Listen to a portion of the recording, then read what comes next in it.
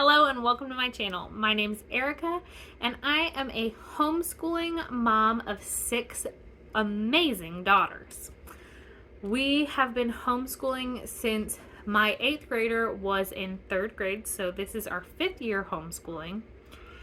And I'm still figuring it out. So I'm just here to share my tips and tricks, the way we do things.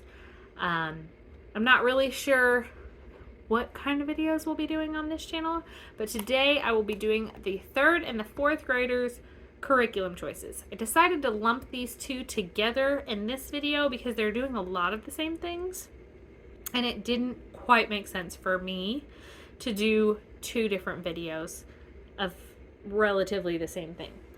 So let's get started. The first thing they are going to be doing is the Word in Motion Old Testament from Apologia. This is going to be our morning Bible time with our entire family. We are a new Christian family and we have a very base level knowledge of the Bible and Jesus and all those good things. So what better way to learn and dive in than to start at the beginning? So that's why we are doing this. I did buy the student workbook to go along with this, but after reviewing it, I don't think that it's going to work well for my family. If you would like to see how we are using this curriculum or any other curriculum, let me know and I will do a more in-depth video about each curriculum. But yes, we will not be doing the notebook. We will only be doing the video and the textbook, and we will kind of be creating our own notebooks. Really excited about that. The next thing that we are going to be doing, let's talk language arts, because there's kind of like different components to that. We are going to be doing all about spelling level 1. My older daughter is going to be teaching this to my younger children. I will be there like listening in, making sure that everything gets done. I got the activity book. I'm not exactly sure how much of this they will be using because they are on the older side for this curriculum, but we have been using The Good and the Beautiful exclusively for language arts since the beginning. It's what taught my kids to read, and it's an amazing program, but my children need a little bit more help in spelling. Could just be that they're my children. I'm a terrible speller, but we just need a little bit more practice with spelling. So we are incorporating all about spelling level 1 this year. I don't remember why I wrote it. I'm sure there was a reason. But I have it that we are not starting this until week 9. I don't know how fast we are going to go through that, so I would be willing to get the level 2 this year as well. And maybe they'll work through both. But for right now, we're just going to have a more realistic expectation this year. And they're going to do level 1. The next thing that we will be doing, and I kind of gave that away, is the Good and the Beautiful language arts. Now, this is going to be odd to some people and not to others. I am doing the old edition. This one here is the old edition with my 3rd grader, and I am going to be doing the new edition with my 4th grader, level 3. My 4th grader is not formally tested, but she will be going through testing this year. My 4th grader is suspected to be dyslexic, and so we were going through the Good and the Beautiful fine-ish. We struggled a lot. I think it was her 1st grade year. Her 1st grade year is when we really struggled. And so I had to step away from the Good and the Beautiful. We did an entirely different program for a year, and it was fantastic. It was definitely the right move for her.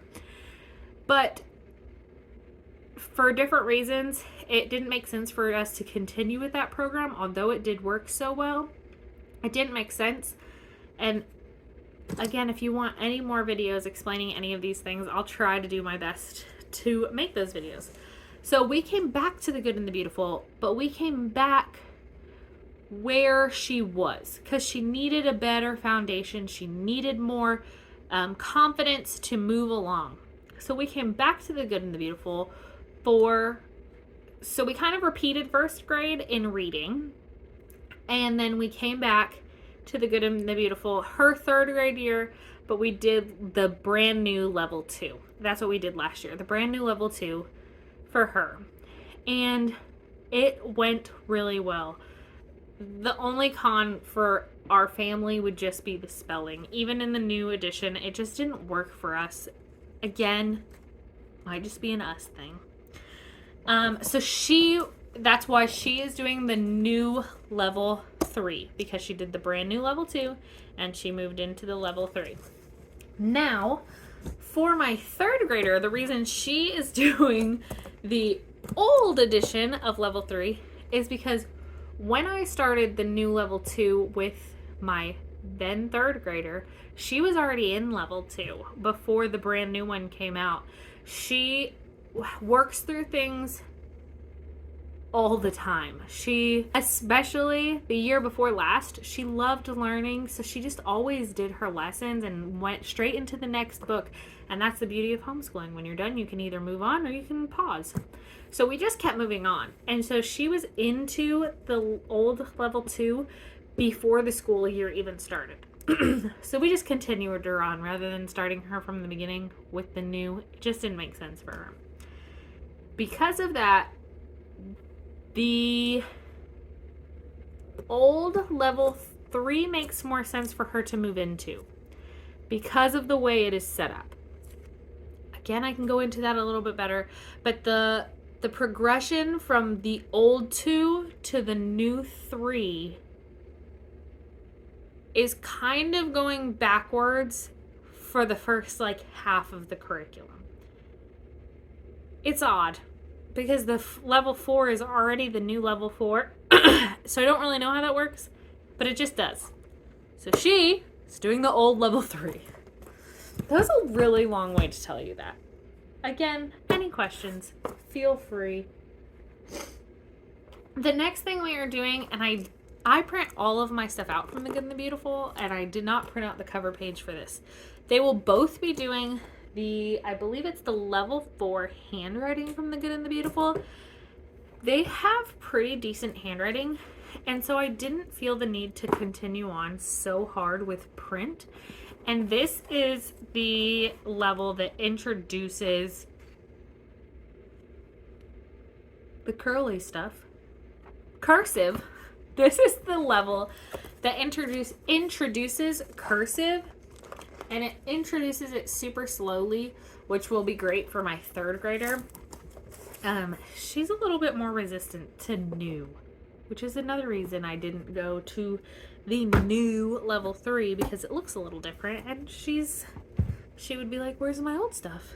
So it's a very gentle approach to cursive, but it's also a way for them to have some more independent work. There's a bunch of independent work within the language arts and the math from the Good and the Beautiful.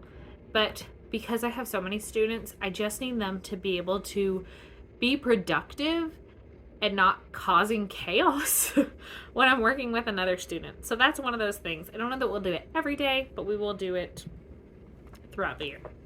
The next thing they are doing, my third grader is doing Math 3. We did do Math 3 with my upcoming fourth grader last year. This is the new edition of the Math 3. And honestly, I think you need to know your multiplication before you get into Math 3. I think it would just be easier. So we are going to work on that a little bit before opening this up. I don't know if we're going to open this up my first day of school and do lesson 1. We may. But we are going to kind of go through this, and when we get to a point where I feel like her multiplication needed to be to par, we will stop and really, really focus on multiplication, maybe for a couple weeks, and then dive back into it. I think that there are a lot of great things with this new math from the Good and the Beautiful. I just think that there are a few things that are not talked about, or at least not that I've seen, that are talked about that I think would be helpful. Like, I definitely think at the beginning of this Math 3, you should almost do a multiplication boot camp with the kids. I think it would be extremely helpful for them to know that and to know skip counting well before entering a lot of that Math 3. So, with my 4th grader, we will be doing Math 4 from The Good and the Beautiful. She is a math whiz. Kennedy, my 4th grader, is just phenomenal with math.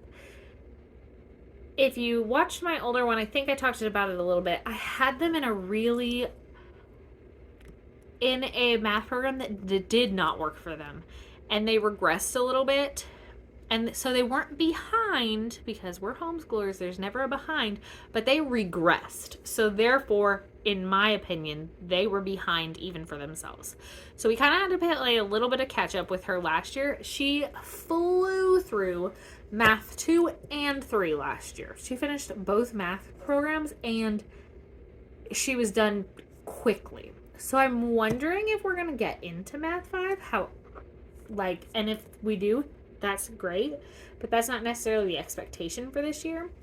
This is a much more independent level, and I'm very excited. She needs that. She needs to work on that. She needs to gain some more independence at this age, I feel. And so I'm really excited for her to do that and to take some more ownership and responsibility of her own schoolwork. So I'm hoping that this works. Really praying that that works, because Mama needs to start outsourcing a little bit more. Excuse me.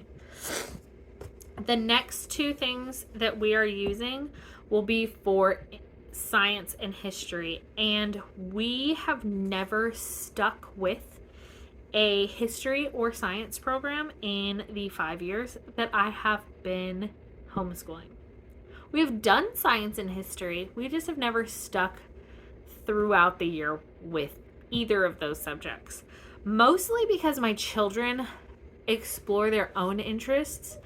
Like the year that Hamilton came out on Disney Plus, my kids were borderline obsessive with American history, way beyond Hamilton, knowing the actual facts of Hamilton, not just the play. They were just mesmerized by American history. So they did a huge independently led study on American history, basically. And that's kind of how our homeschool has always been. We start with something, we start with a curriculum, and then they kind of deviate and explore, and I love that. But this year I really kind of want to let them do that a little bit and then reel them back in, because that's the hardest part for me, is reeling them back in. Once we get out of the flow of doing the curriculum and let them explore their own interests, it's really hard for me to grab their attention back to what we were doing, but also it's hard for me to have the momentum to keep going with those curriculums. So with that said, we are going to be doing Knotgrass, our 50 states. We did start this last year. This was the curriculum that we started, and we were loving it. I had brand new baby twins at the beginning of last school year. And so that's really more of the reason that we deviated last year, because we loved this program. But we just deviated because life, I think I'm trying to figure out, we got through Washington, D.C. So we are on Unit 7. Okay. So with our 50 states, we are on Unit 7. And so this will not technically take us all year, but because of the way my kids work, I'm sure it will take us all year. And that is totally fine. I would rather do it like that anyways. And we are doing the book pack that comes along with our 50 states from Knotgrass. We have already completed 2 and we're working on our, oh, where is the 3rd one? I'm missing a book. Oh, it's right. We have completed 2 books and we are halfway through this one. So we only have 4 books left for the year with our 50 states. We will read many, many more books, but that's the ones that go with our 50 states.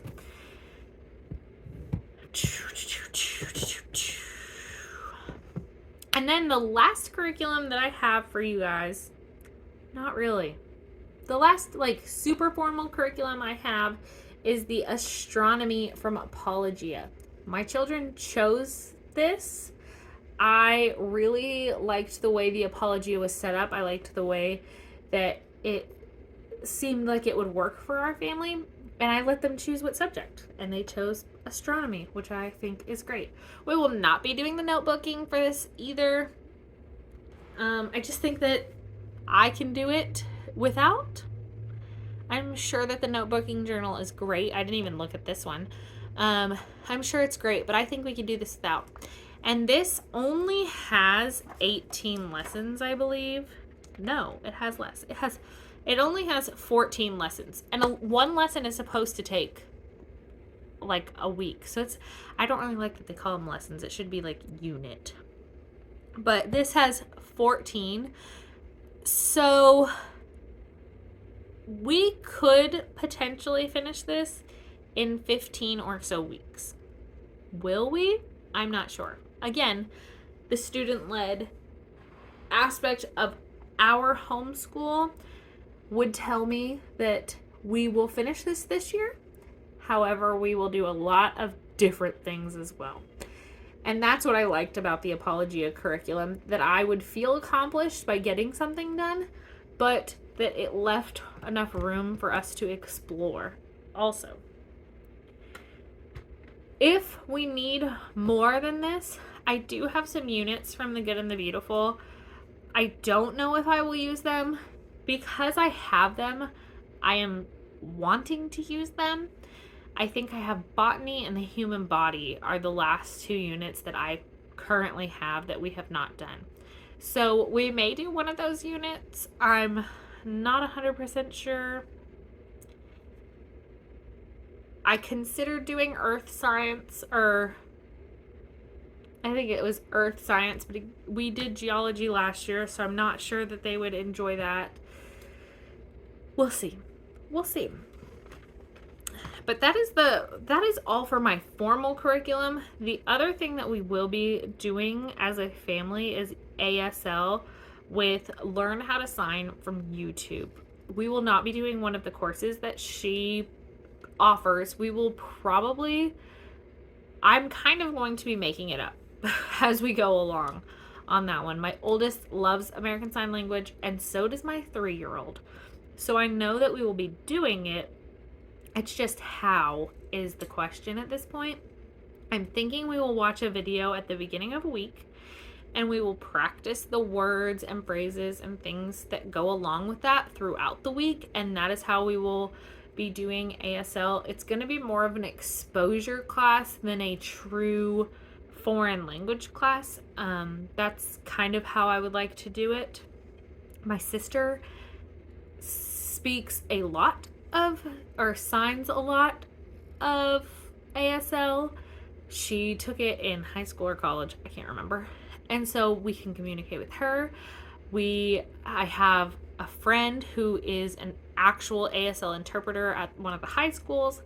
I would love to meet with some deaf people and have communications with them and play dates. That would be phenomenal.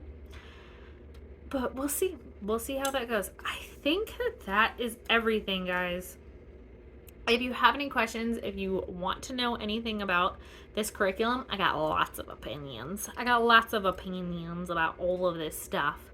But if you would like to see any in-depth things about these curriculums, how we use them, because it's not always the way that they were intended to be used, just let me know. And I'll try to do a video of my thoughts and how we do these things.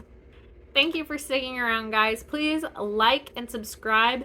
If you like this video, if you could just leave a animal emoji, any animal you like, because these are my animal loving people. They are animal lovers, even though we're not doing an animal science, which I was surprised they didn't pick. But I'll let them have free reign, and they chose astronomy. So, yeah, that's it for me, guys. Thanks so much for sticking around. Bye.